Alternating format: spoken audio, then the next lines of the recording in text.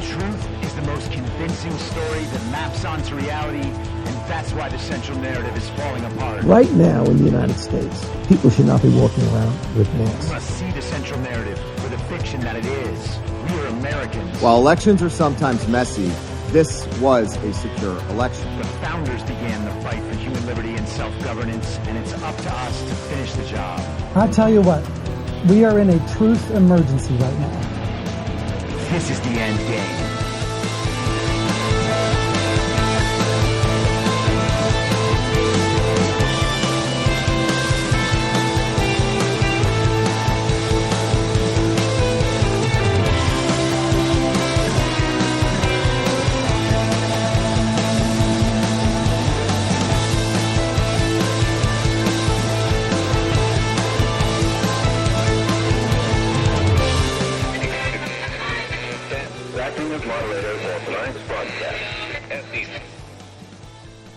It's Monday, April 15th, 2024, the 1181st day of dystopia.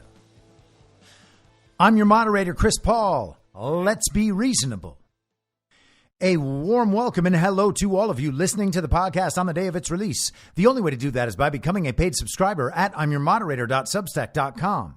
You can do so for as little as $50 a year or $5 a month, and in doing so, you will be supporting me, the work I do, and this show as it expands. And if you can't or you simply don't want to, continue listening to the podcast for free a couple of days later on a wide variety of podcast platforms, and of course, Rumble. All I ask is that you share it with your friends. You can find the links to the podcast, the writing, the social media, and the merch site by visiting linktree.com/I'mYourModerator. All right. So the trial against President Trump, the first criminal trial against a quote unquote former president ever, has begun today. A very real trial in a very real courtroom. And if you want to verify that for yourself, just turn on the television and you will see they all agree a trial is taking place, and you will get all of the coverage of all of the sanitized versions of the information you already know and have known for a year. We can follow the moment-to-moment drama of the real trial as it plays out in real time in this here reality. But we already know the background. We know the whole thing's contrived. We know that we don't have a legitimate system of justice in this country. We know it's a political persecution being led and directed from an illegitimate president's illegitimate administration. We just don't know how the twists and turns of this particular episode will play out. And we can follow those. But at the end of the day, we know Trump didn't commit a crime because he didn't sleep with Stormy Daniels. He says that, and she says that. Michael Cohen is a profligate liar. Michael Avenatti is in prison for fraud.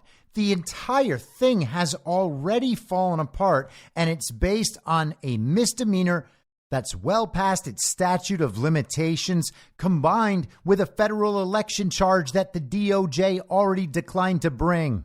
They made up a novel legal theory. And in any world where Trump is actually convicted, it will be appealed and eventually overturned. But the truth is, it doesn't matter, because all that matters is the court of public opinion. We are already talking about a regime that will steal elections in broad daylight. It will censor the people and use their own money to propagandize them. But if you're extremely nervous or you love the twists and turns of courtroom dramas as they play out over a series of weeks in what is absolutely real time in this very real trial, by all means, be my guest. And we will cover some of it because there will be issues relevant to all of us that we perhaps haven't explored to this point, brought up in and among the twists and turns of this trial. And when that happens, I will be sure to talk about them. But we're not going to do day to day on it. And it's just beginning now. Everybody's disseminating the same information.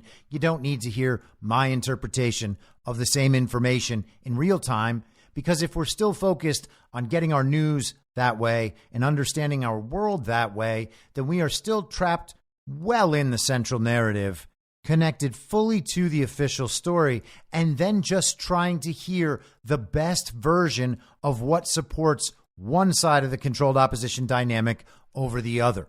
I don't want to play that game because you're not stupid and I'm not stupid and I don't want to exploit you. That is how the media exploits people. It gins up fear and anger, keeps them addicted to what are often the details of complete and total fictions. And in that state, with emotions activated, it's a lot easier to be fooled. We understand that we are witnessing the telling of a story about a two-tiered system of justice and what can happen when the people stop paying attention as their society loses its moral core and its urge to stand up for itself and defend itself. We are witnessing the end stage of the corruption and infiltration we have all collectively allowed.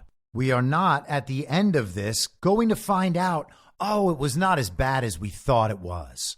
It's absolutely as bad as we thought it was, but we are seeing this now on a delay on an informational timeline.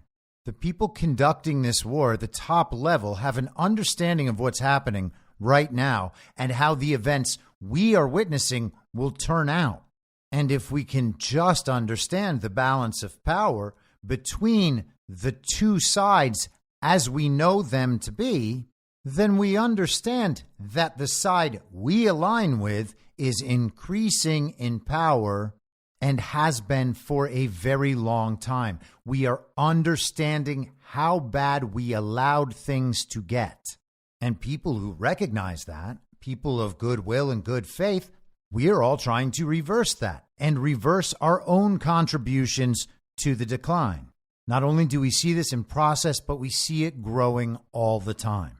So we can understand how bad we let it get. We can interact with the stories about this in real time, but we can also understand that while the stories become more severe over time, things are not getting darker. We have already turned around. We are following the light toward the way out, and other people are slowly realizing that, turning around and following along themselves. Now, I assume most of the people who listen to my show have already learned those lessons.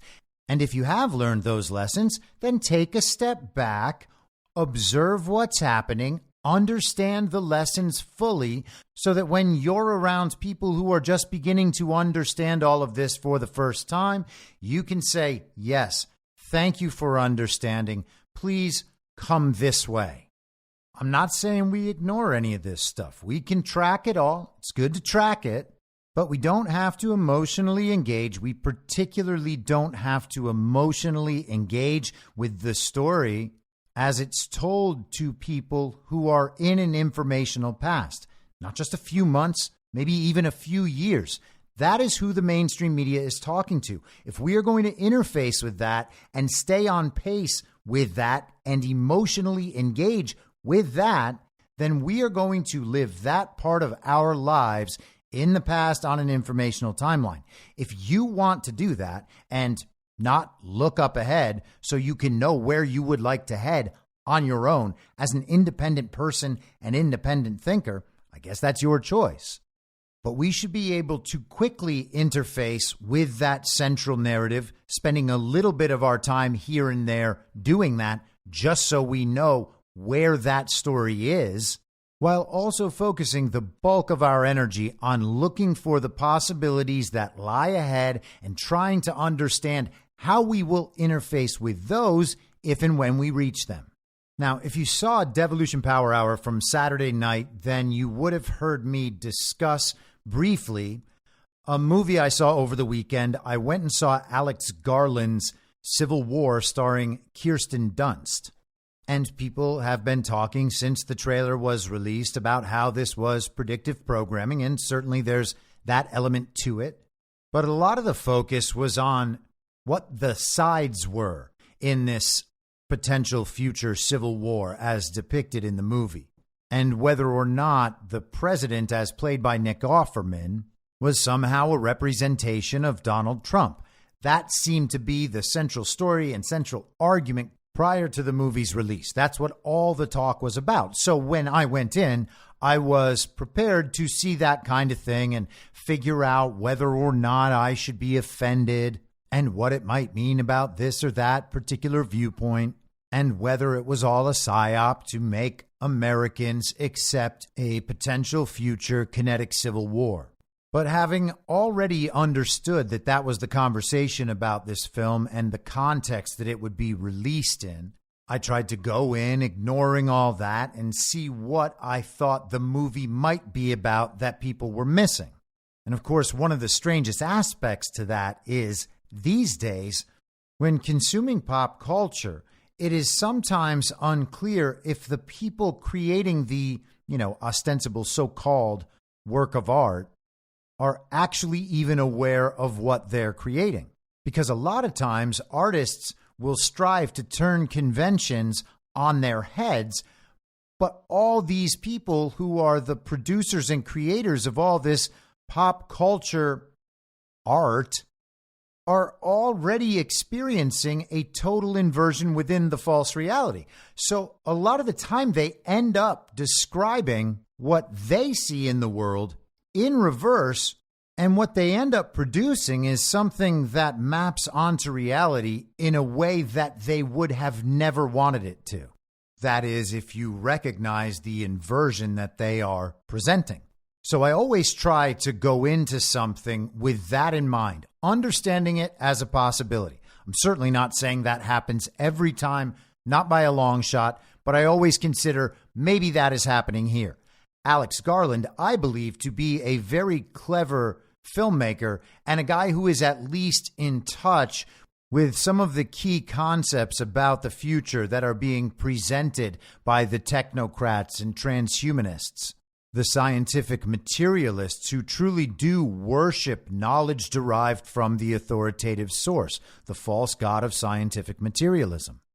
Garland's filmmaking consistently reflects an understanding of those ideas, and then it's kind of up to you to interpret whether or not he is endorsing those ideas.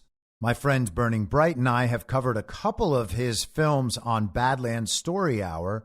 We've talked about now Ex Machina and Annihilation, and I think those are two excellent movies. So I have a lot of respect for him as a writer and a filmmaker. I think he's a very clever guy. I think he's in touch with and makes excellent insights about many of the relevant concepts about potential futures.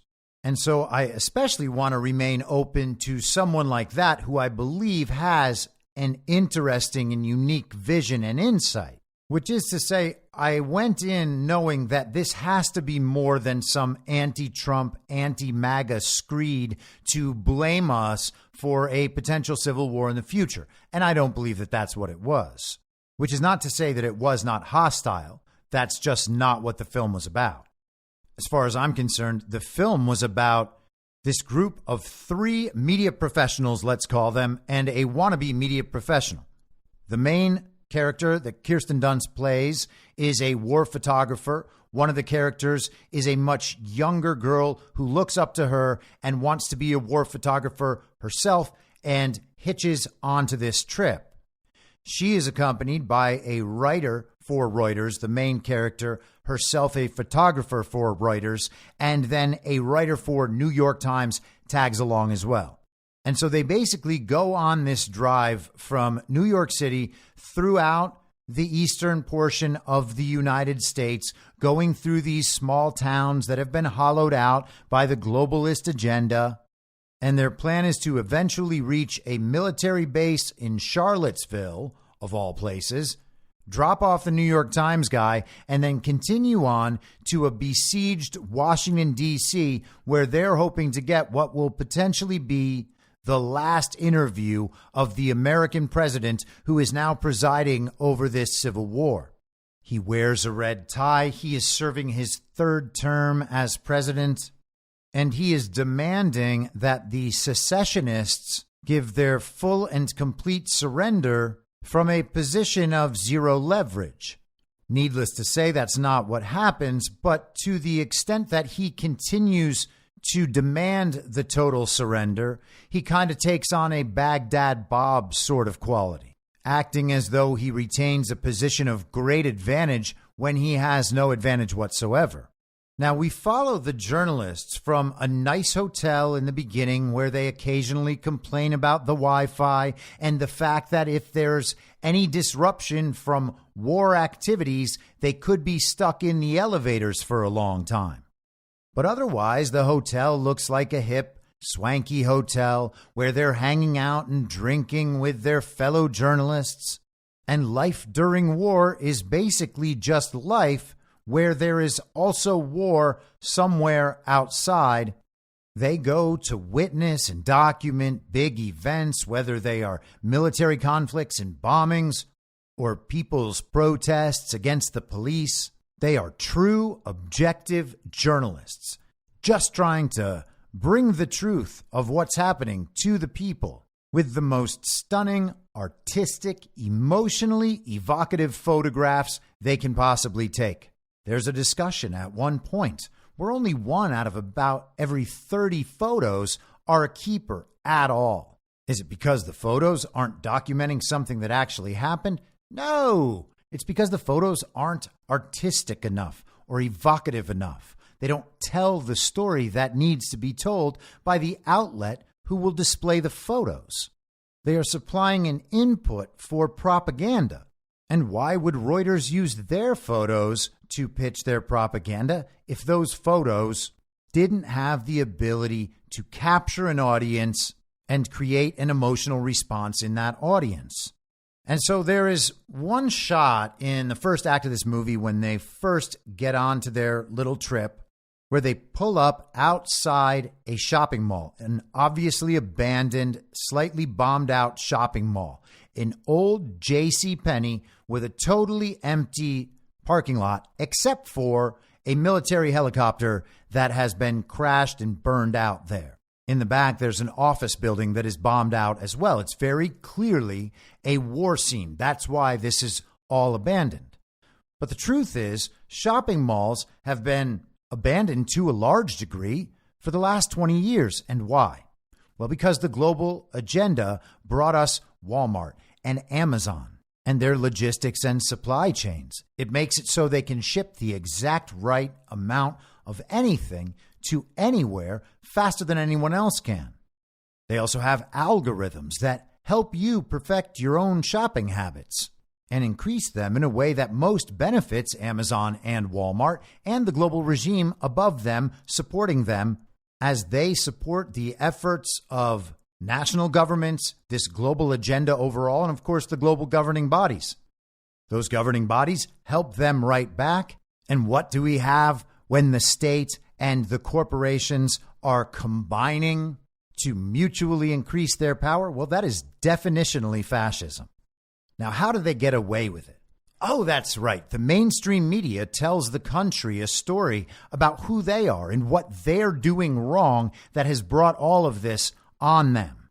And at that moment, I became highly aware for the rest of the film that the journalists are actually the bad guys here. They are the protagonists, quote unquote, of this film. They are followed for the entire time. They are the ones moving the story forward, but none of them exhibit any heroic qualities. They perform zero heroic acts. You could argue that the main character performs one at the end of the movie, but I would argue that she did not act heroically. In fact, I think it is a cultural trend already that we have moved away from hero-centric storytelling. And of course, this was widely recognized in television and cinema with the rise of anti-hero characters. Common examples like Tony Soprano or Walter White of Breaking Bad. But we are well past that now. There are no heroes. The movies themselves strive for amorality. It is nihilistic at this point. And this movie presents these journalists as heroes to the extent that you believe in the myth of objective journalism and how important so-called objective journalists are. The objectivity goal of journalism is a false one, but to the extent it is pursued at all, it is pursued in a way that simply allows for nihilism. And this is clearly on display throughout this movie, most particularly at the end. But of course, the concept of nihilism has its own problems, and it turns out that they actually are on one side. The deep-seated nihilism is what allows them to pretend that they're not actually making moral choices based on a set of at least inculcated beliefs that they may not even be conscious of. But it comes on display at the end. And so I left the film thinking that either knowingly or not, what Garland presented was a condemnation of the voyeurism and exploitation of this nihilistic so-called objective journalism. And I believe that the story functions 100% on that level. In fact, at the end, there is a scene that, at least in metaphor, depicts journalism documenting its own demise that comes as a product of final self-awareness that maybe they're not doing such good things with their lives. Now, I don't think that I was giving the other narrative about this film short shrift by focusing on the depiction of journalism as an institution and wondering whether or not Garland realized what his commentary actually says. It's certainly true that the journalists reviewing this film see these journalists depicted, and of course themselves, as true heroes. That part can't be questioned. That is assumed by the filmmakers and that portion of the audience. And of course, that's the product of the total inversion within the false reality. They don't even consider that the actions from these obviously heroic characters could actually be bad. And I was interested plenty enough in just that aspect. And so I'm talking about this on Devolution Power Hour, and once I get off, I read my mentions on Truth Social, and an account that goes by MAGA Mama hit me with a very interesting comment that I can't get out of my head since then. She said that it was clear and obvious to her that the army attacking the White House and the sitting president, an army representing the secessionist states of California and Texas, called the Western Forces, was actually just NATO. And that the character presented as like the most evil character in the film, the one played by Kirsten Dunst's husband, Jesse Plemons, the guy with the red plastic glasses on in the trailer, he was a member of the already defeated American military, whether that's the National Guard or whatever. And so I started thinking about that, not so much as NATO, but the UN and specifically UN peacekeeping forces and what those have traditionally been used for around the world. When a country is removing the global regime or the balance of power no longer favors the global regime to the extent that it did, and the color revolutions and destabilizations are beginning to take hold, UN peacekeeping forces can then be sent in to make sure that the side that wins is the side that favors our democracy worldwide. Now, one of the other key pieces of discussion leading up to the film, and included in many of the reviews since, is the fact that Texas and California would never align in a secession against the United States. Certainly not one led by something called the Western Forces. Those two states are like cats and dogs. One is blue and one is red. One is represented by Democrats and the other one is represented by Republicans. They would never work together on a project like that. I mean, sure, they're both absolutely terrible on the invasion of illegal aliens. And sure, they have major ports, and who knows what gets trafficked, traded in and out of those ports. And sure, both states contain the center of the tech hubs in America. San Francisco and Austin, gosh, both states love tech.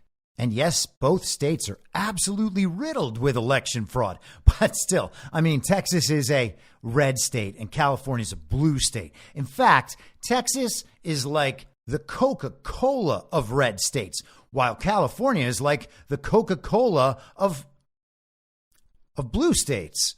They're different. I promise they're different. Now, I've lived in both of them for years, but they're very, very, very, very different. They're so different that they could absolutely never align. One's red and one's blue. And sure, Texas has allowed hundreds of thousands of acres of Texas land to come under control of the Chinese. And sure, in the illegal alien invasion that has been allowed to continue under Governor Greg Abbott's watch, they've had countless terrorists from around the world and countless hostile Chinese men of military age. But there is absolutely no way those two states could be captured by the global regime and allow the armies of the global regime to operate through those states' illegitimate governments, then deciding to secede from the nation. And then in the film, there was conversation about Florida and the Carolinas. And sure, Ron DeSantis has that whole cruise ship industry. And yes, Florida is the number one landing site for illegal aliens who were flown into America. But Florida could definitely never be captured by the global regime and become an entry point for the armies of that global regime to enter the United States. None of that could ever happen. And there's also absolutely no way anyone will ever perceive Donald Trump in the future as being in the midst of his third term. So all of those aspects of the movie are totally unrealistic, except for the fact that that is basically what a lot of people thought might happen if Donald Trump remained in office, having known that he clearly won the 2020 election and that there's no way in the world Joe Biden received 81 million real lawful American votes. I think I actually talked about that on this show back at the end of 2020 or the beginning of 2021. And I'm sure my description was probably a much poorer one than I just gave. But these ideas have been floating around for a while, and if you look into UN peacekeeping forces, you will find they have had enormous problems in their history.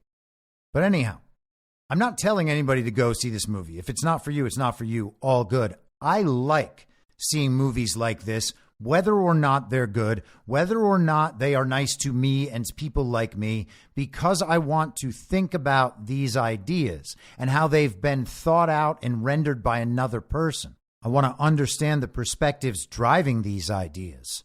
If we're going to prevent the worst case scenarios, we have to at least be willing to imagine what those worst case scenarios might be like and how they might emerge so that we can look for the signals that would allow us to understand those problems are imminent, prepare ourselves to respond correctly, or give people a warning so that we might respond together and potentially avoid the negative outcomes and those worst case scenarios. But let's focus on this scenario. Could it happen? Is this how we would ultimately end up in a civil war? It's also maybe worth noting, I don't think there's any other way we would end up in a civil war, regardless of the corruption or compromise or complicity of these governors. The National Guard is not going to follow them to war with MAGA. That's not going to happen. So what would have to happen? Well, first of all, Donald Trump would have to be president again starting next year, and the media would have to admit that Donald Trump was president throughout this second term, so their influence would be gone instantly. Maybe they would try to convince the public that all of that was hidden to them. They had no idea. Trump has lied to the whole nation. It was him responsible for all of it. But that wouldn't work. And could they really rely on getting people riled up against Trump, that he's in his third term, after they subverted his first term and then themselves pushed a fake president out front for 4 years during his second term, and Americans are supposed to revolt over that? No chance, particularly not after this year, and certainly not after voting for him to get rid of this obviously incompetent puppet of the global regime. They're not going to go back and side with the other thing after they have made it to siding with Trump and MAGA and what that represents. And however you think that landscape looks right now, we have another 6.5 months of this before the November 5th scheduled election. So another 6.5 months of chaos, all of it blowing back on Joe Biden and making Donald Trump and MAGA look like the solution. And we're going to believe that enough of the country would go along with the idea that Donald Trump becomes an illegitimately serving third-term president after those first 2 terms and everybody coming to his side and the media being exposed as complete and total liars? Doubtful. I don't see any way that could happen. And even if all that could happen, people would still have to welcome in a foreign army to align with the evil twin faction in 2 of our biggest states, approving of the full secession of those states because they were so mad at Donald Trump. And then, even if all that was possible, you would still have to have a United Nations or NATO or what have you military alliance capable of going in and executing that mission after having been unable to defend their proxy state in Ukraine, their proxy state in Israel, and their proxy state in Taiwan, not to mention all of the other little tiny proxy states they've lost along the way. So as far as I'm concerned, at this moment in time, there is 0% chance of that. But what would it have been 4 years ago? Because it's possible that was a real threat on that timeline. And that could be the very reason why Trump stepped away from his role as the publicly recognized president of the United States of America, and why we're experiencing this strange pause where people's understanding of events is catching up to the reality of events. Most of what's being litigated and settled and fought over is information and issues concerning events from years ago and or circumstances that have existed for a very long time that people are just finally now realizing.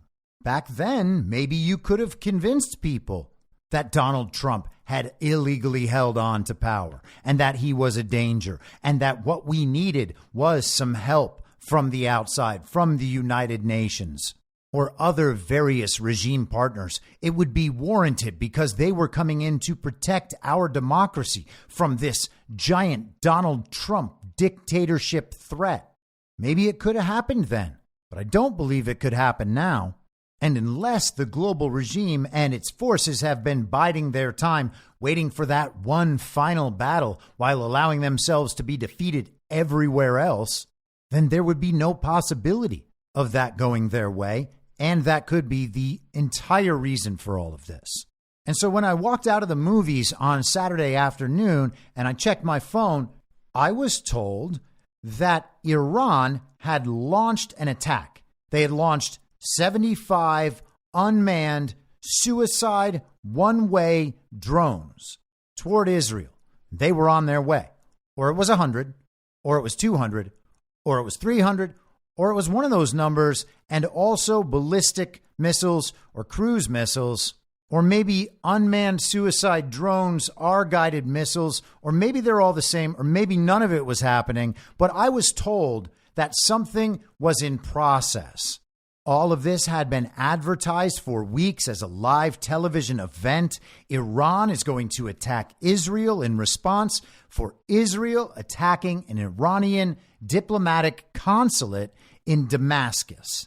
They'd been telling us the show was coming. They just didn't tell us when the live broadcast would begin airing. And it turned out, like many of the major live broadcast events we've had over the last couple of years, it came on a Saturday, just like the paragliding go-karts Saturday. Yevgeny Prigozhin of the Wagner Group beginning his march to Moscow, where he was going to overthrow Vladimir Putin Saturday.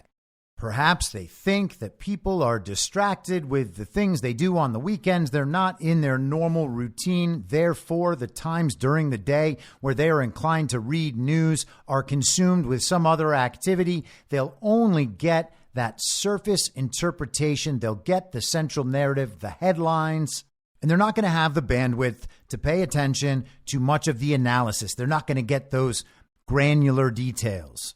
And I mentioned this in the show at the end on Friday.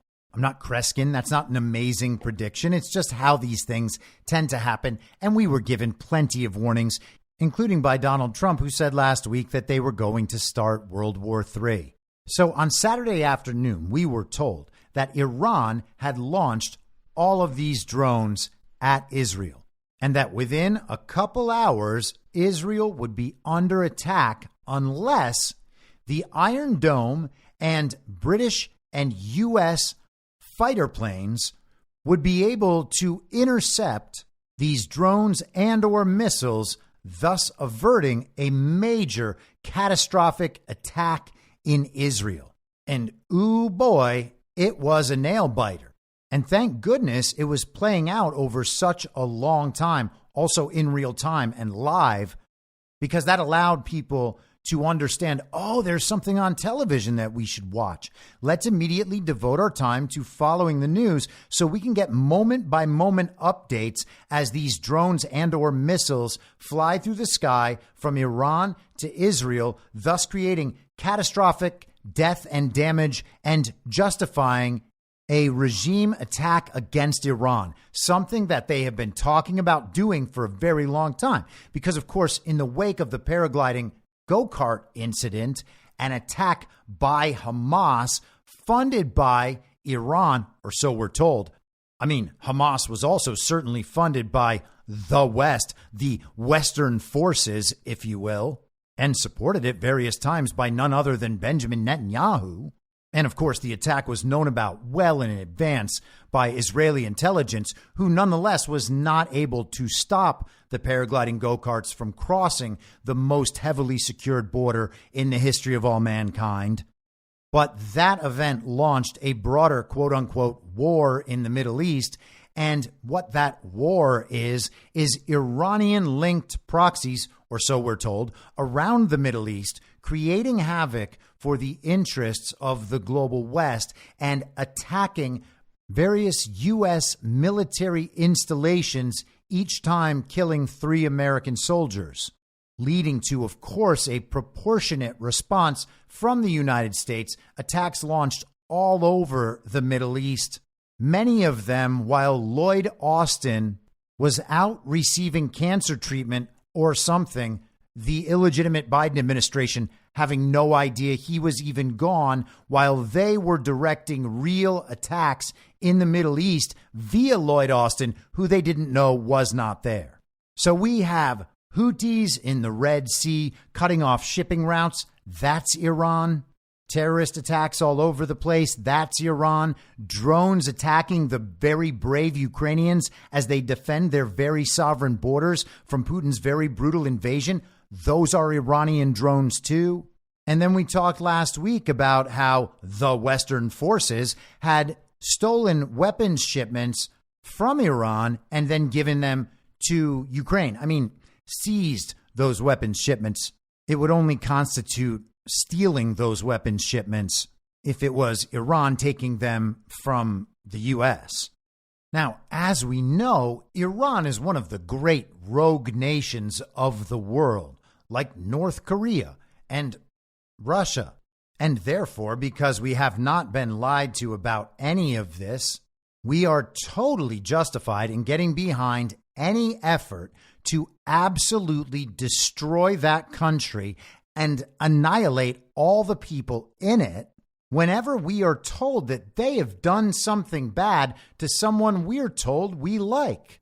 And here we are seeing 75 or 100 or 200 or 400 or 60 or 20 or who knows how many suicide drones and or cruise or ballistic missiles launched at someone we're told we like by the people we're told we don't like. And since all of the facts I have just presented are absolutely true and unquestionably true, no, really, you're not allowed to question them. The only thing to do after that is decide which people we're allowed to call anti-Semitic for not supporting the global proxy state of Israel that has existed for 75 years hard enough. And if you're wondering if you're supporting them hard enough, the truth is you're not. And because of that, you're anti-Semitic.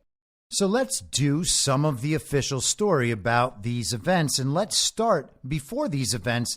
This is the Associated Press, as we discussed last week, a mouthpiece of the global regime and global philanthropists, literally paid and funded by global philanthropists to publicize and advertise their viewpoint. This is April 10th.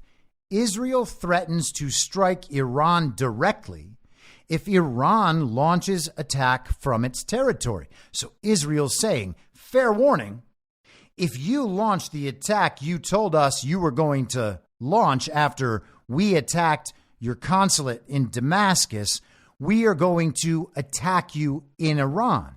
And it's always good that all of these various parties are warning one another about which pieces of each other's countries they will be destroying and under what terms. You don't want to be called out in a Me Too style event for giving your partner a good, strong pounding without first achieving consent.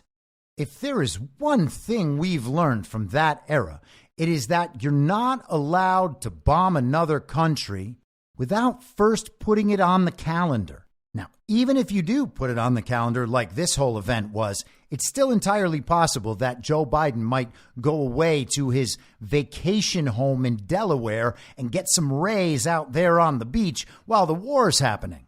And for real, that actually happened. As he was leaving, they asked him, when do you think Iran is going to attack Israel? And he said, probably sooner rather than later.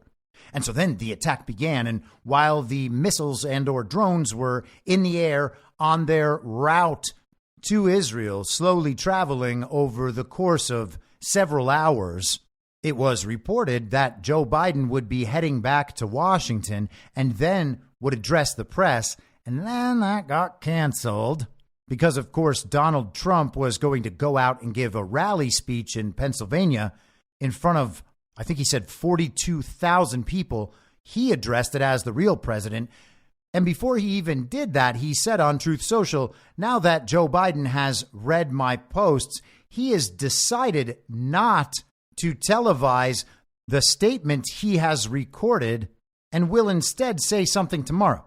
So Joe Biden knew an attack was coming on our closest ally, went on vacation, decided to come back from vacation, was going to do a live speech, but was really going to release a pre-recorded statement on the events that were happening in real time, and then decided not to release that statement because, of course, Donald Trump was going to have the attention of the nation, and Joe Biden would come away looking like the fake president that he actually is. But back to the Associated Press on April 10th. Israel threatens to strike Iran directly if Iran launches attack from its territory.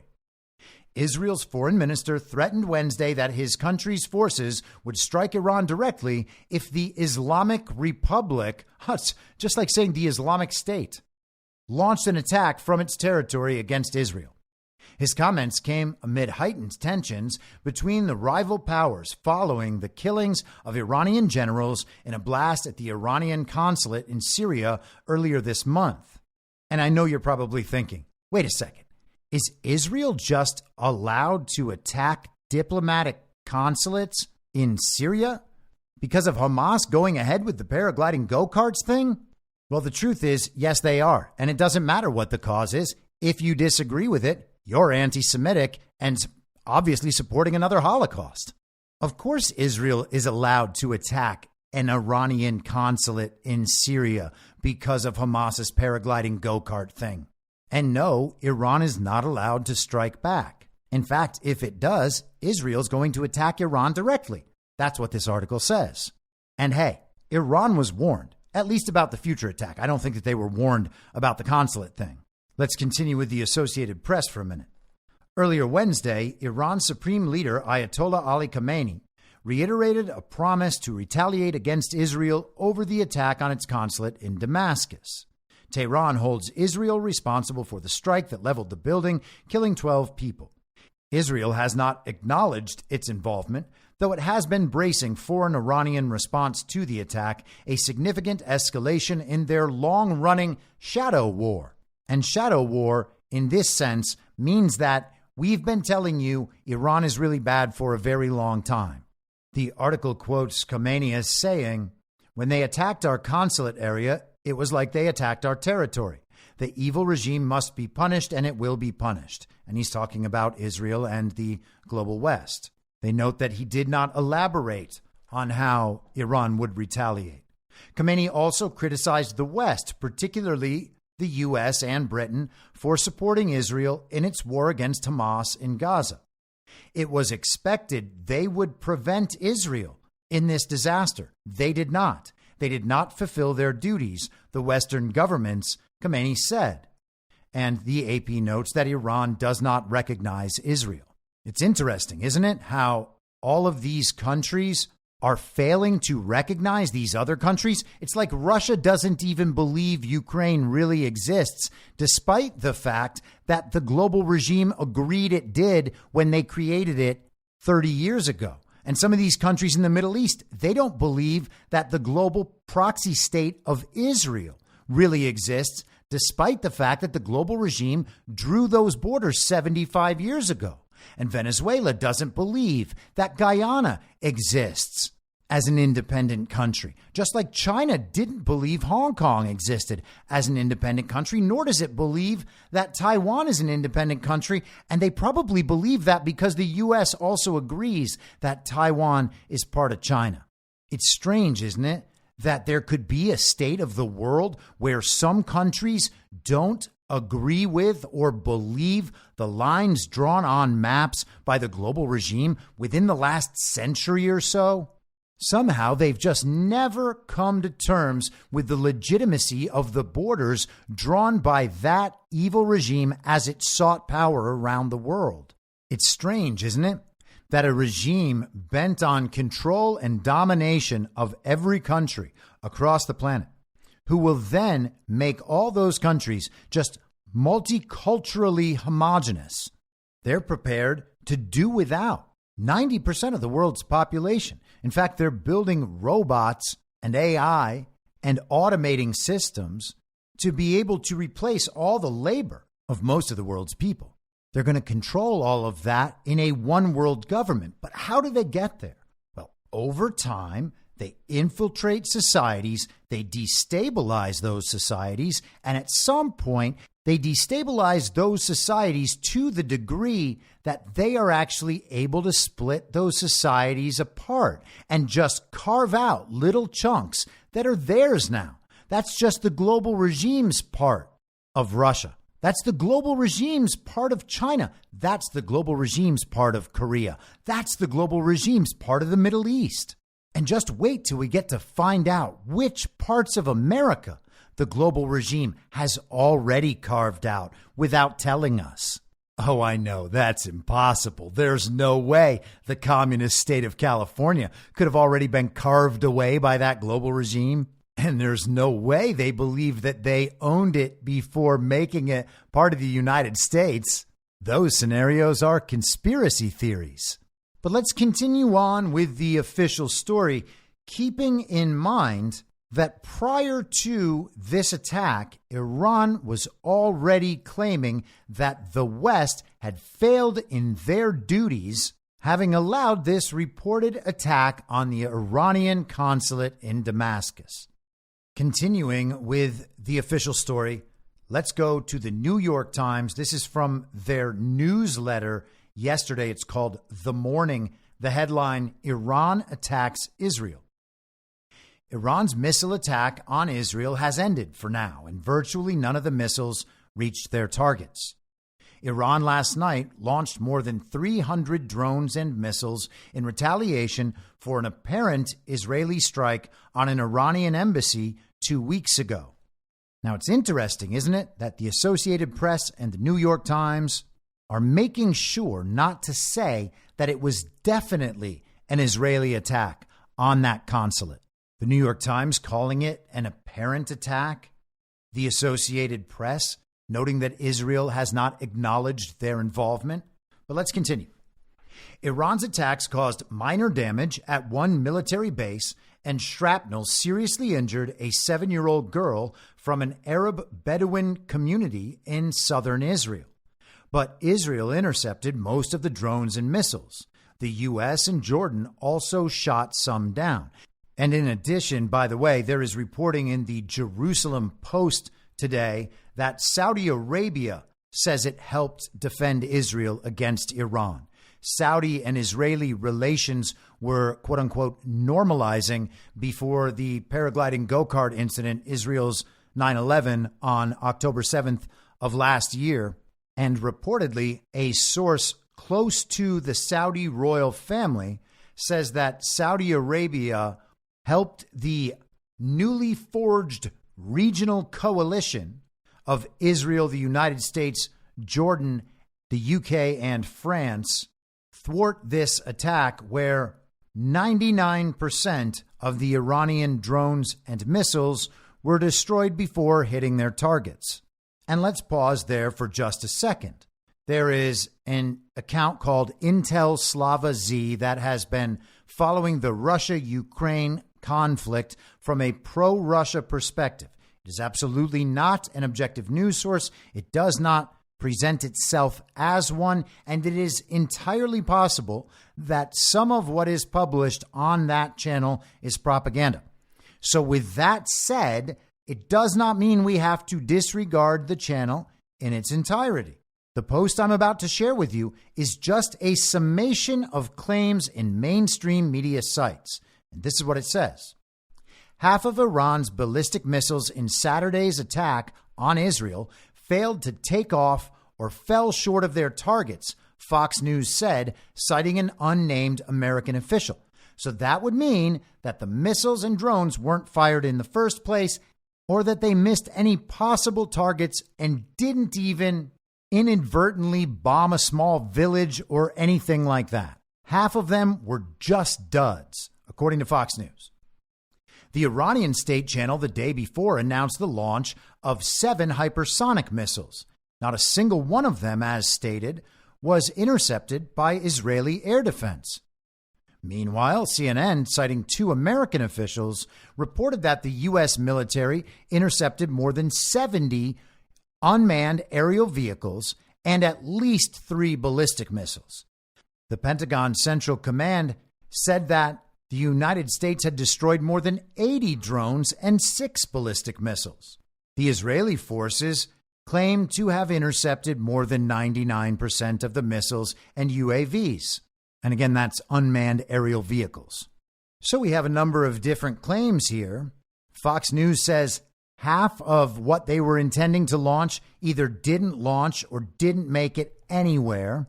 And then 99% of what was remaining was intercepted and destroyed either by coalition jet fighters or Israel's Iron Dome, which provides it the most secure borders in the history of all of mankind, except by paragliding go-kart. Now, while all of the drones and or missiles were in the air on Saturday afternoon, we were told that the strategy was going to be that they would just overwhelm the Iron Dome and exhaust it. They would really tire it out. And then after that, they would send more. Iran was going to make sure to give Israel a good, strong pounding, but only after giving numerous warnings and consent was achieved.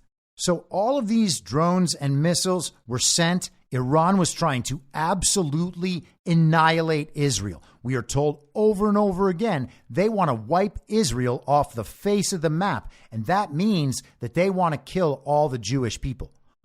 Or it means they just don't recognize the lines drawn on the map 75 years ago and don't want those lines to remain drawn on the map because they don't recognize the legitimacy of the state that was set up by this global regime who is now being shown to be powerless. But that doesn't sound quite as evil. So what we're going to continue telling each other is that what they want to do is annihilate an entire people.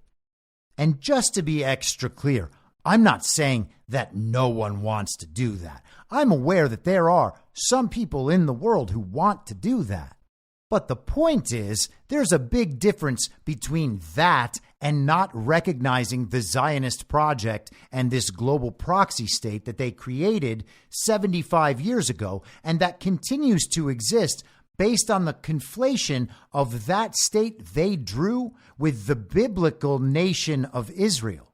Now, I understand that not everyone believes that's how things are, and you are welcome to hold on to your beliefs. But you should also know that it's through those beliefs you are being exploited, and it is actually up to you to interpret what you've read, because you're accountable for how you enact those beliefs in the world. It's not good enough to just say, my pastor told me, or this priest said, or this theologian said. You can find pastors and priests and theologians who are living immoral lives and who are pushing immoral interpretations of Scripture. And it's up to you in your discernment to figure out who those people are and what your beliefs will reflect. We can't simply adopt the beliefs of others. We've seen where that gets us. And we can see who continues to gain power for as long as we hold and push and profess those beliefs. And we should also keep in mind that we're told Russia wants to wipe Ukraine off the map. Is it because they're racist against Ukrainians? The places where the bulk of the fighting is taking place, to the extent that it is, are places that were part of Russia inhabited by ethnic Russians.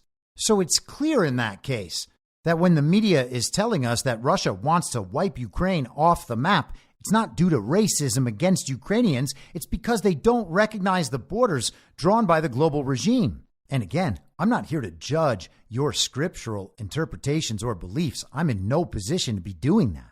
But I've got to think that a world-dominating regime drawing a state that they then call Israel on a map somewhere does not mean that we have to do whatever the corrupt leaders of that country say for all time.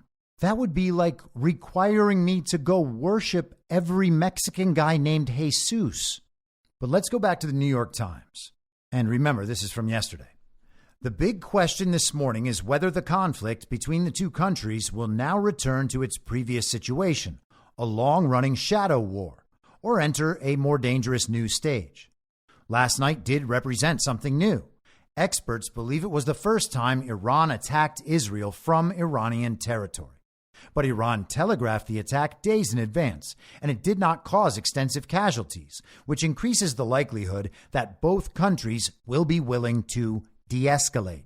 And that is reassuring, because all of the neocon warmongers in the GOP establishment and elite in Con Inc. media, virtually every single person who supported Ron DeSantis in the fake primary was online all weekend, absolutely melting down and demanding that Iran be destroyed.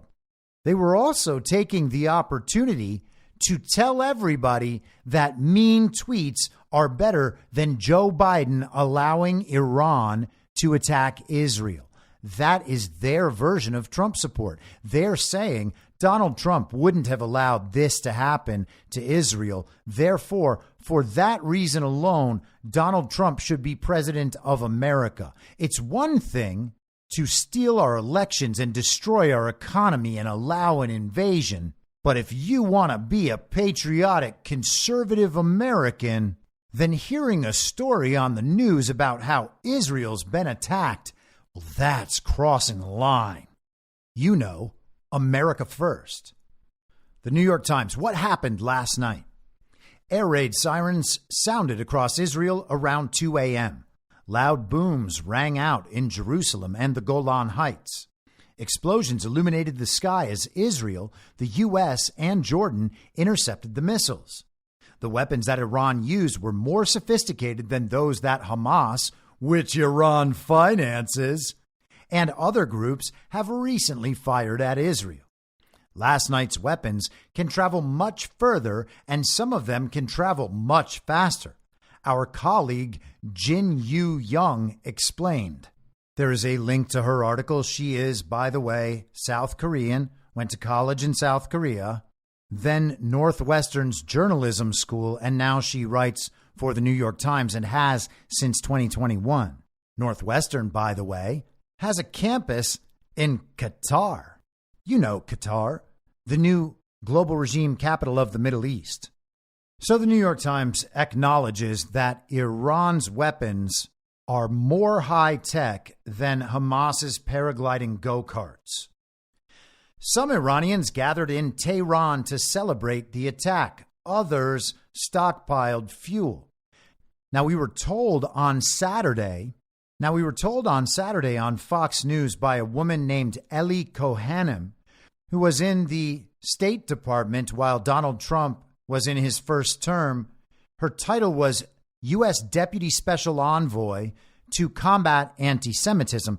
She went on Fox News and talked about how Iran had sent its quote-unquote morality police out into the streets to subdue any citizen protests, much as they did in Iran's version of the BLM protests a couple years back for a woman named Masha Amini because she had not been wearing her hijab. You remember that being a global incident as the morality police were finally shut down in a concession to the protesters. Well, there was going to be another protest movement. They were going to flood Iranians into the streets to show how much they were protesting the Iranian regime's attack on Israel.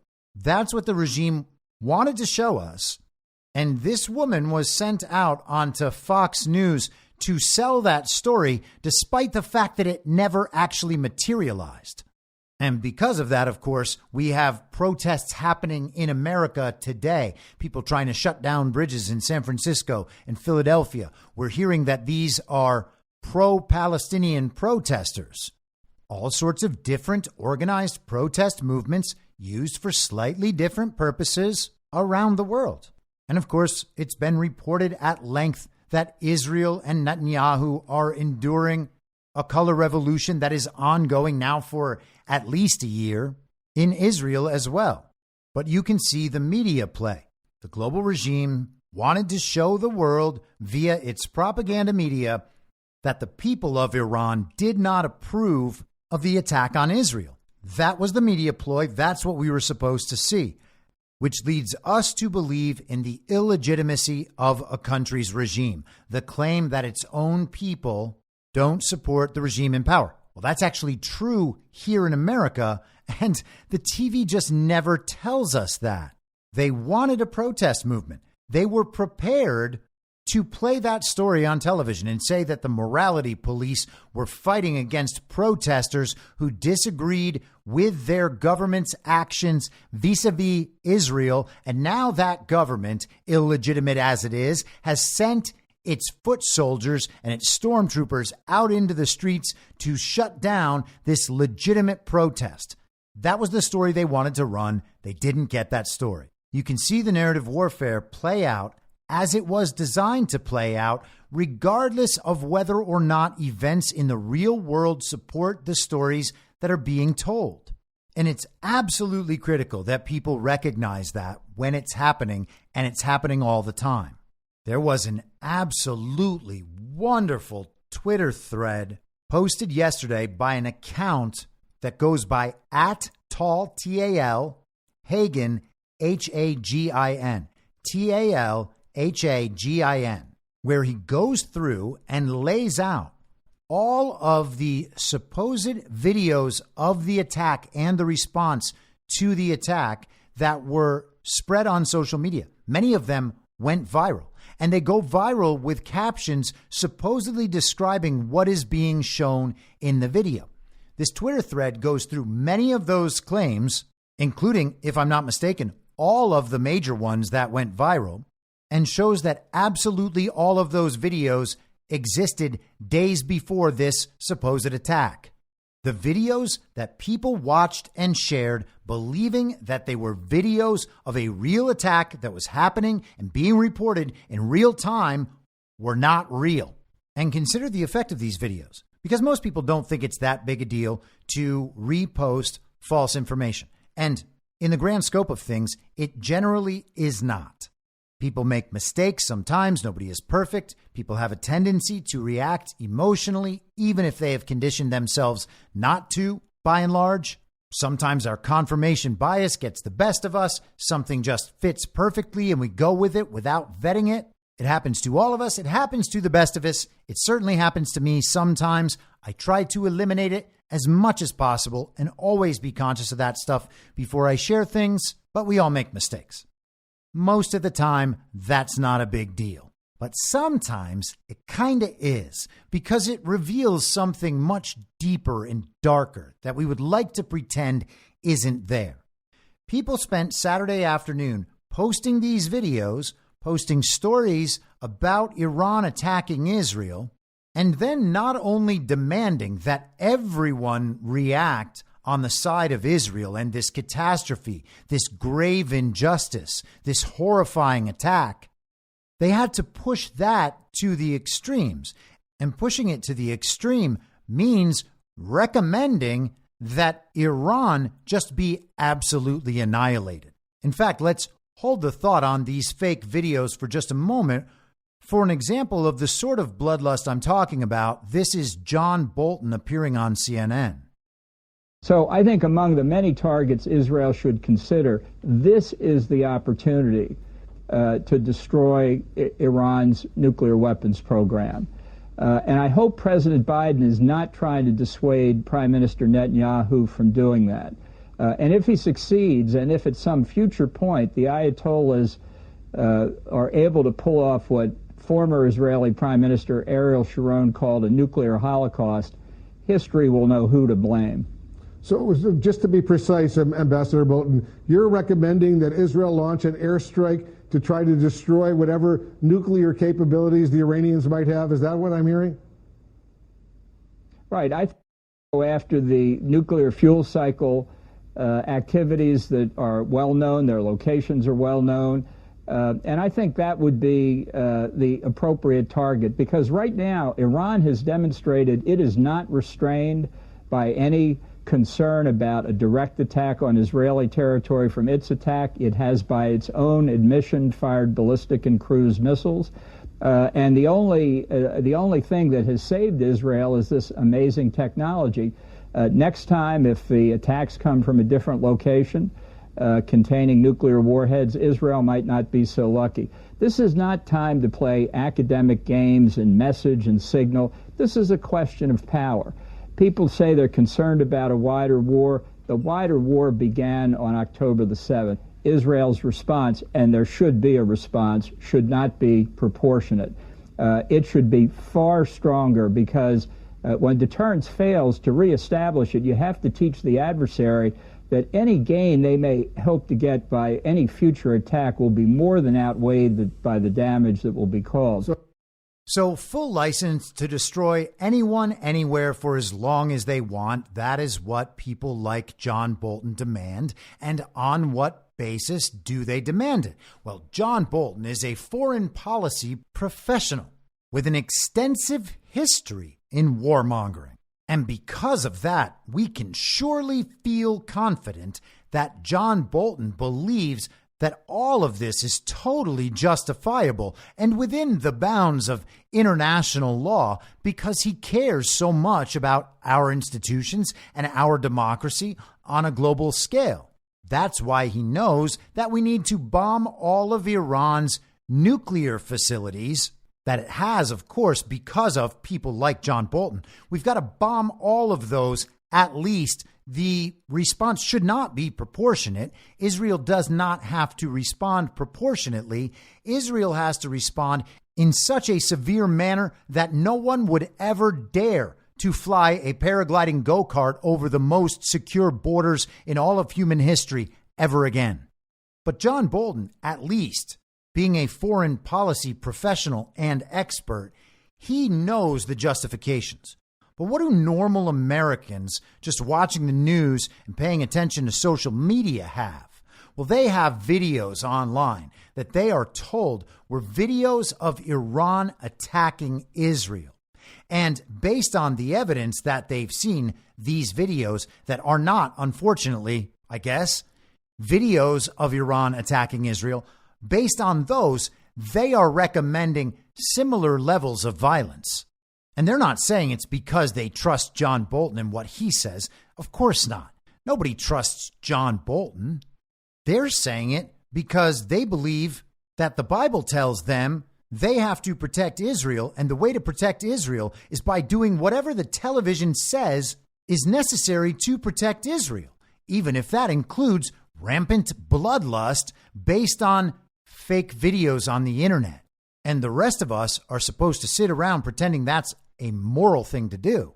And I know it sucks because we want to be the good people all the time. And all those people who we've thought are good people for years or decades on the television, those television characters, we think they're the good guys. We want to be able to agree with them. Because if we agree with them and we tell them that we agree with them, well, they might recognize we agree with them and they might be our best friend. I mean, you wouldn't want to disappoint Mark Levin or Sean Hannity, not by disagreeing with them. So we have to all agree with whatever Israel says we need to agree with. And if our justification for that is a bunch of videos we saw online that turned out to be videos of something entirely different, or, by the way, don't actually have to be real videos of anything. They could have been generated on someone's computer and no one would know the difference. And you know how I know that? Because everyone shared them 2 days ago without knowing the difference, or even thinking that there might be a difference, or even considering whether or not these videos that show some lines and some little explosions in the sky could possibly be anything other than what is described in the captions. And then I'm the bad guy for saying, hey guys, those fake videos you're all posting, those are fake. And to the extent that they are fake, and they also represent the only basis for believing that any of this story is true, you should at least consider that the story isn't true and that you're being lied to again by the same people who told you to stand 6 feet away and wear a mask in order to protect yourself from the deadliest pandemic in human history. From the same people who told you that Joe Biden received 81 million real lawful American votes. They're telling you that Iran is now attacking Israel the way they've been prefacing for weeks, advertising, pre-gaming about this real attack. Now it's happening. Now you have to sign on to the total annihilation of thousands or hundreds of thousands or millions of people. And if you don't sign on to that, you're anti-Semitic. In fact, you not only need to sign on to that, you also need to agree to support any politicians who sign on to that. And if you don't support those politicians, you're anti-Semitic. In fact, you need to repeat all the slogans exactly as written for all time, or else you're anti-Semitic.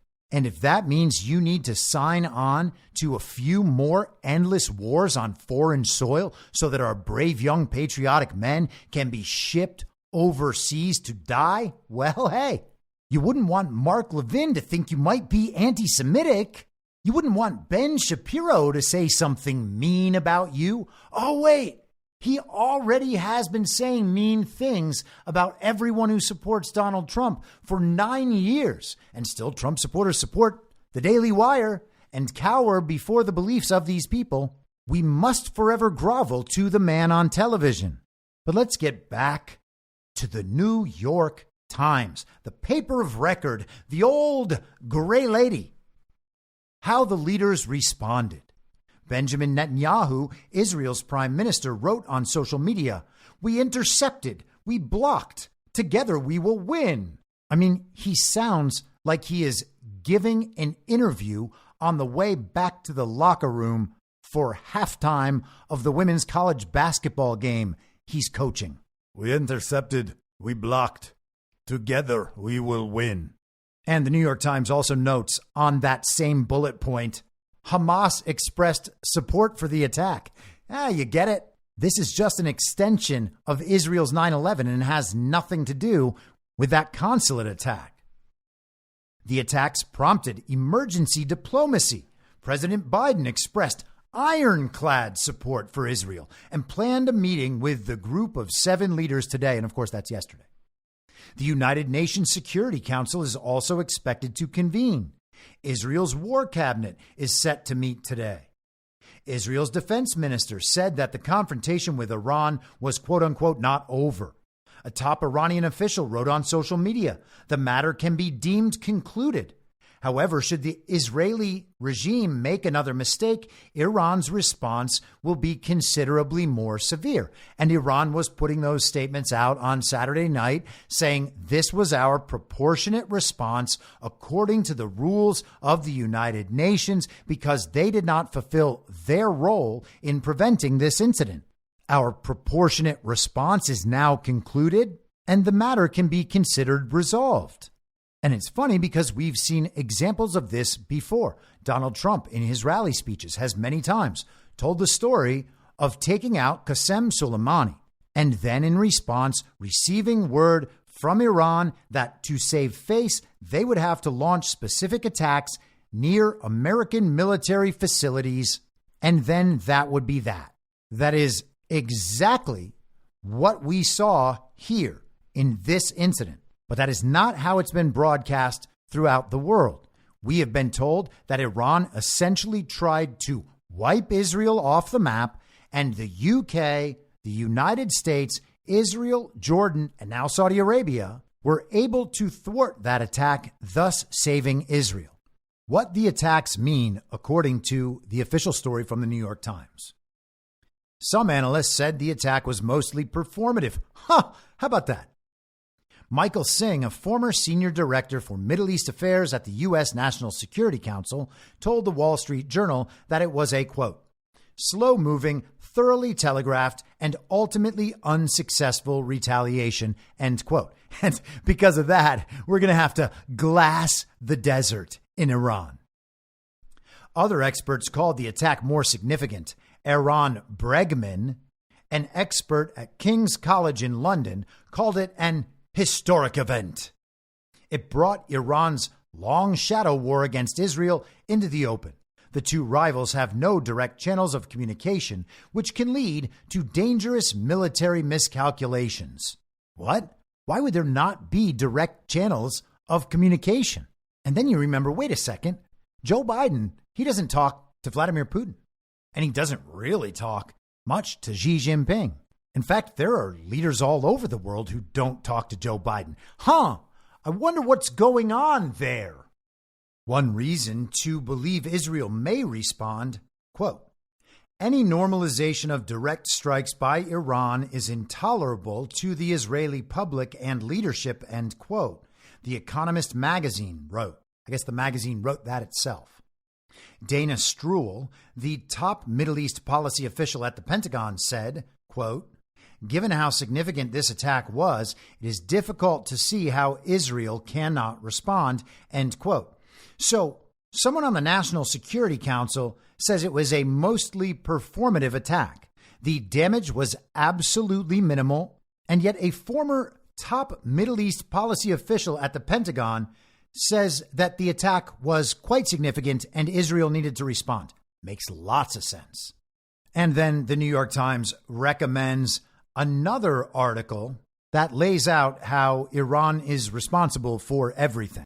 Now, I want to be clear that I'm not saying Iran, quote unquote, is the good guys. I'm the one who says that everything is at least two things. There are certainly at least two factions in Iran. And what matters is the balance of power. So saying Iran is good makes no sense. Just like saying Iran is bad makes no sense. And by the way, not to tangent too far, but when people say, I'm Iranian, I know what happened. I have family in Israel. I know what happened. Well, hey, you might, but also you might not.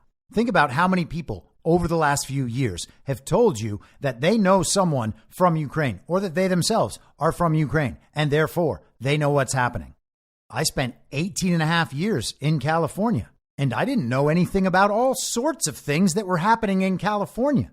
Being from a place doesn't actually mean that you know what's happening in that place, especially not enough to make crucial decisions about those issues, particularly when it comes to who to annihilate. Everybody is sharing these viral videos of this supposedly Iranian woman who speaks in a British accent and is, quote unquote, hot, meaning that she looks like an average Instagram beauty influencer. We have American men adopting whatever this woman says because she's hot and has a British accent and says she's Iranian.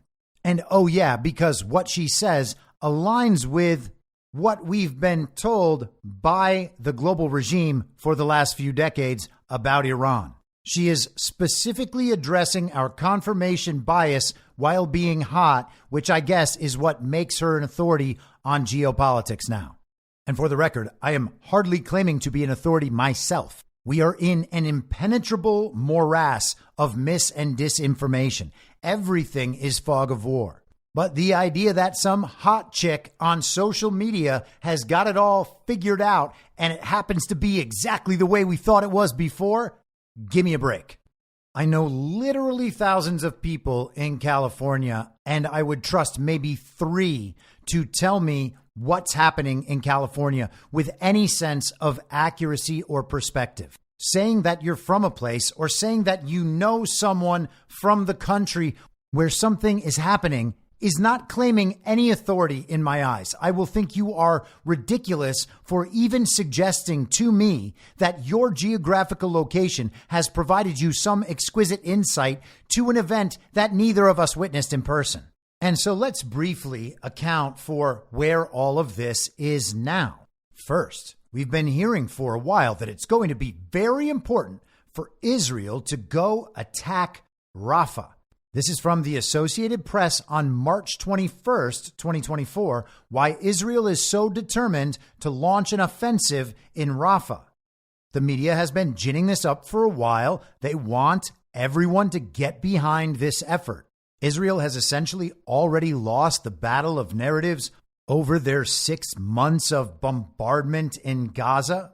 And if they want to keep going, they're going to need to gin up a greater justification for continuing. The beginning of this article. Israel is determined to launch a ground offensive against Hamas in Rafah, Gaza's southernmost city, a plan that has raised global alarm because of the potential for harm to the hundreds of thousands of civilians sheltering there. Prime Minister Benjamin Netanyahu says Israel can't achieve its goal of quote-unquote total victory against Hamas without going into Rafah. Israel has approved military plans for its offensive, but with 1.4 million Palestinians jammed into the city, Israel's allies, including the U.S., have demanded greater care for civilians in its anticipated incursion. It is claimed that going into Rafah is so important because Israel says Rafah is Hamas's last major stronghold in the Gaza Strip after operations elsewhere dismantled 18 out of the militant group's 24 battalions, according to the military. But even in northern Gaza, the first target of the offensive, Hamas has regrouped in some areas and continued to launch attacks. Israel says Hamas has 4 battalions in Rafah and that it must send ground forces to topple them. Some senior militants could also be hiding in the city.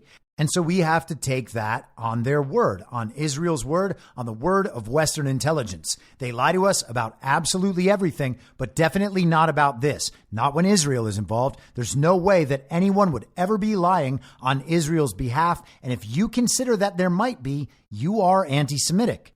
You have to support Israel moving ground troops into Rafah, no matter how many people, how many refugees are sheltered there, because you don't want Harris Faulkner or Pete Hegseth worrying that you might be anti-Semitic. This is CNN today. Israel delays Rafah offensive plans amid heated debate over response to Iranian attack, sources say.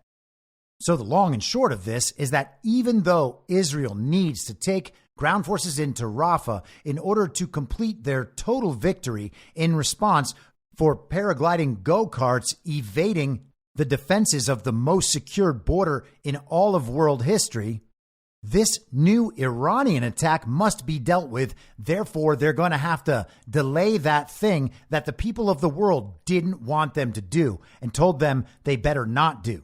This way, they can reroute, handle this Iranian thing, and then when everybody's forgotten about the fact that they didn't want Israel to send ground forces into Rafah, well, that's the perfect time to do it. And then they can just say, hey, well, you said we could do the Iran thing. Why wouldn't we be allowed to do this too? Here's the Associated Press today. The latest Israel says it will respond to Iran attack as world leaders urge restraint. Israel's military chief said Monday that the country will respond after Iran launched an attack involving hundreds of drones, ballistic missiles, and cruise missiles. World leaders are urging Israel not to retaliate. That sounds like an enormous attack. They must have absolutely destroyed Israel. Oh, they didn't actually destroy anything, but they supposedly made a hole in a runway at an Israeli military installation? Iran must be really bad at wiping Israel off the map. British Prime Minister Rishi Sunak says all sides must show restraint to avoid a rising spiral of violence in the Middle East. French President Emmanuel Macron said Paris will try to, quote, convince Israel that we must not respond by escalating, end quote. The Iranian attack on Saturday marked the first time Iran has launched a direct military assault on Israel, despite decades of enmity dating back to the country's 1979 Islamic Revolution. The attack happened less than 2 weeks after a suspected, there it is again, Israeli strike in Syria that killed 2 Iranian generals in an Iranian consular building. An Israeli spokesman said that 99% of the drones and missiles launched by Iran were intercepted. Thank goodness that Israel and its allies are so capable and Iran is so incompetent. The article notes that the UN Security Council is concerned about the risk of escalation. Russia says they are extremely concerned. Kremlin spokesman Dmitry Peskov told his daily conference call with reporters that Moscow urges all countries in the region to show restraint. That is a direct quote. He goes on. Further escalation is in no one's interests. Therefore, of course, we advocate that all disagreements be resolved exclusively by political and diplomatic methods, Peskov said. German Chancellor Olaf Scholz called on Israel to contribute to the de-escalation. And thank goodness Germany has weighed in on what this so-called Jewish ethno-state is doing.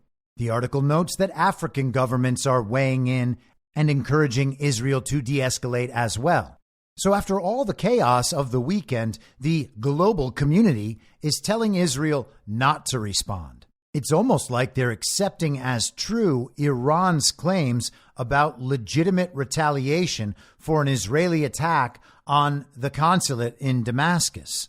Iran launched this attack that we're told was an absolute barrage, but amounted to virtually nothing beyond some damage to a military installation, similar to the attack described by Trump at many rally speeches over the course of the last year.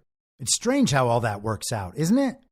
Now, all of this is in the context of the fact that the global regime has been amping up cause for attacking Iran for a very long time. You'll remember John McCain in his famous bomb, bomb, bomb, bomb, bomb Iran, his little dance when he was campaigning, corrupt little no-name, running around the world, starting terrorist organizations and Nazi battalions. Ah, what a maverick he is. What a hero.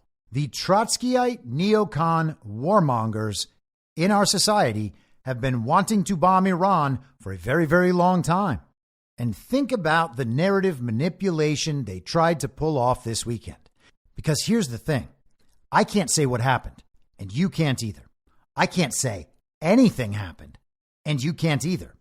Similarly, I also can't prove nothing happened. I can't prove that all of it is fake and nothing happened. And I don't suggest that I can. But I do suggest that when we are consuming information from people who we know have lied to us about everything on purpose for all of time, and in fact, it is the purpose of their institutions to do so, we should not default to accepting their story until it is proven false beyond a shadow of a doubt, which is basically an impossible standard. We should assume, first and foremost, that anything they tell us will be false in at least one way, but usually a bunch of ways and possibly all of the ways. We should assume that going in and make them prove their claims to us beyond a shadow of a doubt, which they cannot do and will not do, and never do. That is why they switch the subject. That is why they address situations later on with a limited hangout. People are excited today that the FBI is going to investigate the mysterious circumstances of that container ship knocking down the Francis Scott Key Bridge in Baltimore a few weeks back. Oh, they're saying we knew something else was going on there. Well, what do you expect the FBI to turn up after you have hyped it and suggested they'll find something and they'll tell us about it? And at that point, we are going to be justified in our original suspicions. How's that going to work when they come out and tell you that while there was some malfeasance, nothing was really intentional and the story went mostly as we were originally told it? They lie to you all the time on purpose because they are attempting to create a fully formed false reality in which you will make decisions that affect your real life in reality prime based on a world of complete and total falsehoods where everything has its meaning reversed intentionally to exploit you so that you will allow yourself to be destroyed while the global regime completes its little project. You should assume their story is false and make them prove it to you. They will never be able to do that. And the truth is, they won't bother because we don't require it of them.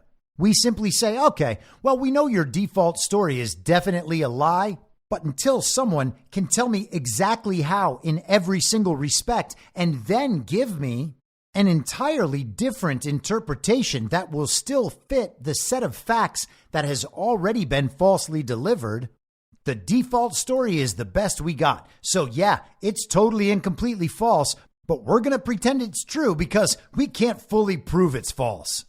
And why do we do that? Because we have been told that the news is objective and that the journalists are trying to bring us the truth. Even in dire circumstances, they are that committed to bringing us the truth. And because of that, and because they're the only people with the resources to tell us what's going on around the world about things that we can never see and never experience, because they are an authoritative source, we have to trust them as a default. Sure, they're lying for profit and exploiting us. But what are we supposed to do? Just ignore them? Yes, of course. That is exactly what you're supposed to do. Ignoring them completely and remaining ignorant about these stories is better than letting everyone agree that now we should kill hundreds of thousands of people indiscriminately because we were upset by fake videos on the internet. The truth is that none of the story has to be true because they don't need it to be true. Why would they expend any of the extra effort when they can get every narrative goal accomplished with the story they show you on television? I mean, sure, it gives them a justification to bomb and poison whoever they want because people believe the story that justifies it. But unless they're completing one of those projects, the story doesn't actually need to be real. We were told drones and missiles were flying through the sky. We were told they came from Iran. We were told that Israel, the U.S., the UK, Jordan, and now Saudi Arabia, they allied to thwart this attack that we were told was happening and we were told was from Iran. And there is damage in one or two places, minor damage. And we are supposed to believe that it was definitely caused by Iranians sending missiles and drones. It couldn't have been anything else. And there's no way they pulled one over on us about that damage. And I'm sorry that having these conversations upsets people. I really am. I don't like to be the guy that's always saying things are fake. I understand that people think it's a cop-out to allow me to not fully engage with the story. But we're an hour and a half in. Does it sound like I'm not engaged with the story? Am I the one making $1 million a week to exploit you? I know these things engage people's emotions. I know they engage people's emotions that have already been built up and taken in a certain direction to a certain level over the course of decades. And I understand that ain't fun. It's also not fun to admit you got tricked. It's especially not fun to admit that you've been tricked for decades or perhaps your whole life. But it's definitely better to admit that we're all subject to getting tricked sometimes. We're all subject to having our emotions and our intellects manipulated sometimes. than it is to keep going through our lives making choices based on ideas we've been duped into believing, and then watching those choices create terrible consequences in reality prime, accomplishing exactly the opposite of what our goals were. At some point, we do need to stop pretending all of this is real. And no, I don't have to prove to you that all of it is fake in order to understand that. I'm not denying the existence of underlying realities. I'm not denying the existence of kinetic events in the world, including kinetic warfare. I'm certainly not denying the reality of the consequences of what the regime does. But the regime is able to inflict those consequences because people believe the stories they're being told. And let's bring that back to the Civil War movie. It is the journalists at these corporate propaganda media outlets doing the propaganda service of the global regime that hollow out our communities and start these wars and turn us against our neighbors. You know you shouldn't believe them. You know they're not telling you the truth about events. And there is absolutely no way that the Bible requires you to believe these liars. It is not insensitive to withhold belief just because they've told you that people's lives were on the line. It was the same justification they gave for wearing masks. You're going to kill someone's grandma. They're doing it right now. If you don't give us permission to attack Rafah, if you don't give us permission to attack Iran, you are killing Israelis. And why are you doing it? It's because you hate Jews. That's their story. It's not our story. It's not the real story about real life and what is really going on. We don't have to believe these people. And we are also being given an unending series of clues that many of these things legitimately are fake right from the very beginning. Paragliding go-karts? I mean, are you kidding me? Think back about the Afghanistan withdrawal, the fake plane, the effeminate Afghan boy running down the runway in front of it, waving his hands and smiling, while missing, we're told, the last plane out of Kabul, while his countrymen are holding on to the landing gear, hoping that they'll just complete the flight, fingernails gripping the tires. It is more insensitive to believe all of this nonsense is real and then use it as a justification for killing hundreds of thousands or millions of people. Just the same as it was insane to believe the regime when it came to social distancing and masking on the idea that it was going to kill someone's grandma. What were the consequences in the real world? Hundreds of millions of people around the world driven into extreme poverty, people losing their businesses and their homes, the economy destroyed, depression, addiction, suicide, abuse, child abuse, all skyrocketed. Why? Because we believed that the media couldn't lie to us about something like that. Of course they can. Of course they do. They do it on purpose. It is their job. It's why their institutions exist. And it is their own self-glorification and self-image that keeps them from seeing that they're the problem. But what are we to learn of all of these world events? Russia, Ukraine, Israel, paragliding go-karts, Israel, Iran, China, Taiwan, the invasion at the southern border, by the way. What do all of these events tell you? That the global regime and its militaries in the UN peacekeeping forces, in NATO, the militaries of the so-called allied nations, they're not actually protecting the people of any of these countries. And Russia and Iran and China and the rest of the BRICS nations aren't scared of them. They're not scared of their sanctions, as we have seen again and again. They're not scared of the military might, probably because they know that Joe Biden's not in control. And they're not too intimidated to kick the global regime out of their countries. You know who is? We are. We're scared of our politicians. We're scared of our police. We're scared of social media company censorship because we don't want to lose our accounts. It's the only way we stay in touch with grandma. It's the only way we have access to our pictures. Can't tell the truth. Might lose very good friends. And what does that mean? Oh, they wouldn't be my friends anymore if they knew what I really think. Oh, What a friendship you're holding on to. We see it on display all the time. It is a paper tiger. It is toothless. Unless they're just saving it up to do civil war in America, these people are spent. And these other countries around the world, they know that, which is why they're forming their own currency coalitions and military alliances. But our television doesn't talk about those things, and our peers don't understand them. And because of that, we don't feel safe in believing those things, which means we stay behind on an informational timeline and just go along with the story on the television and the story our peers tell because we don't want to feel isolated. And so what does that mean our decision ultimately is?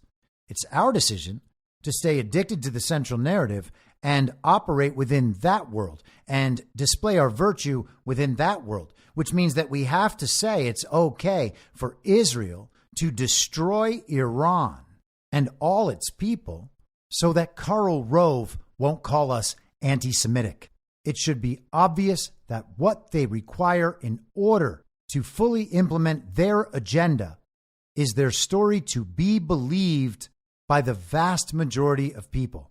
They cannot come into the United States and cause a civil war without the permission of many of the people of the United States. And how would they solicit that permission? Well, they would just continually lie to us all the time and continually show us to be on two opposite sides of a divide they've created within their controlled opposition dynamic.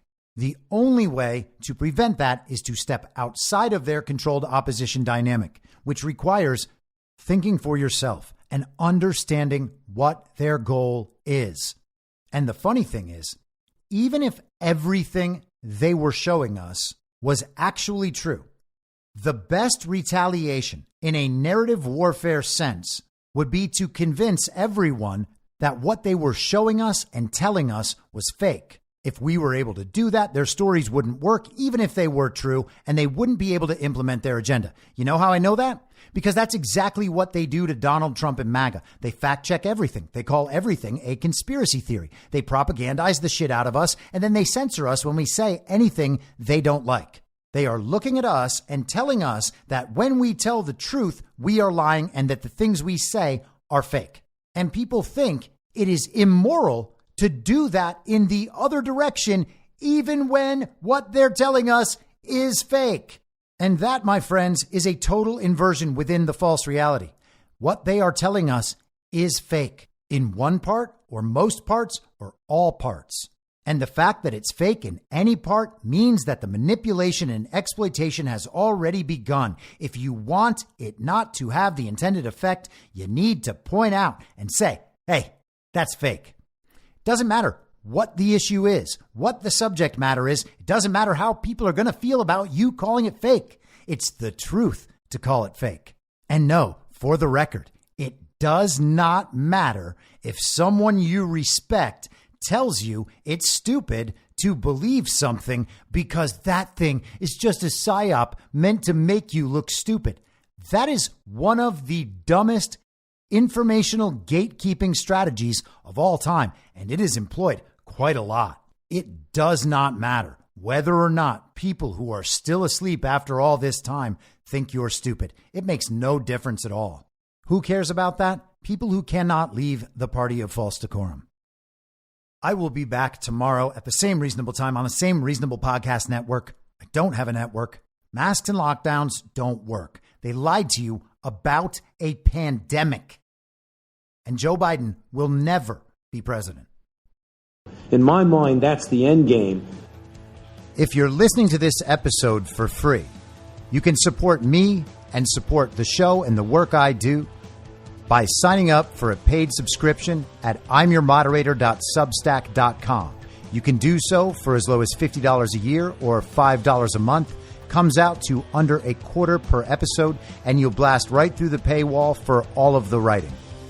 The merch store is www.cancelcouture.com, and you can find everything else by heading to Linktree, linktree.com/imyourmoderator. And I'll see you soon out on the range.